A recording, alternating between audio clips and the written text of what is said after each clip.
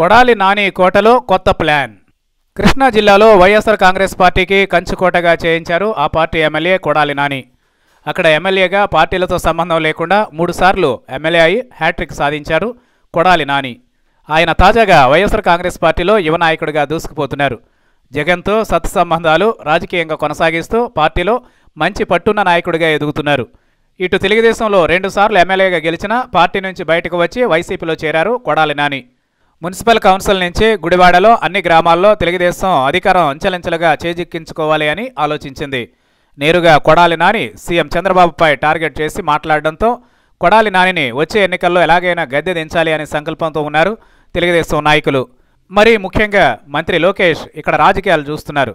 అయితే గతంలో chairman Yalavarthi శ్రీనివాసరావును party నుంచి తెలుగుదేశంలోకి చేర్చుకున్నారు తెలుగుదేశం నాయకులు.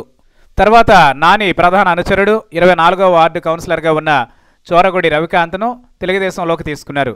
తర్వాత ఆయన పార్టీ మారి తెలుగుదేశం నుంచి వైఎస్ఆర్ కాంగ్రెస్ పార్టీలో చేరారు. తెలుగుదేశం కుట్రలన్నీ వచ్చే రోజుల్లో బయట పెడతా అని సంచలన కామెంట్ చేశారు.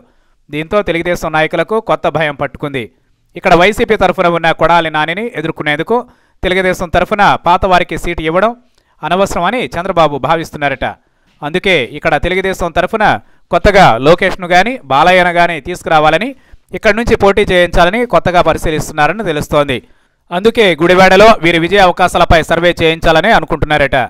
ప్రజల ఒపీనియన్ తీసుకోవడానికి కొత్త టీం సంక్రాంతి తర్వాత గుడివాడలో ఎంటర్ అవనుందని తెలుస్తోంది. ఇప్పటికే హిందూపురం ఎమ్మెల్యేగా కొనసాగుతున్న బాలయ్యకు ఇక్కడ సీటు ఇస్తే విజయం వస్తుందా లేదా అనే విధంగా సర్వే చేయించనున్నారు.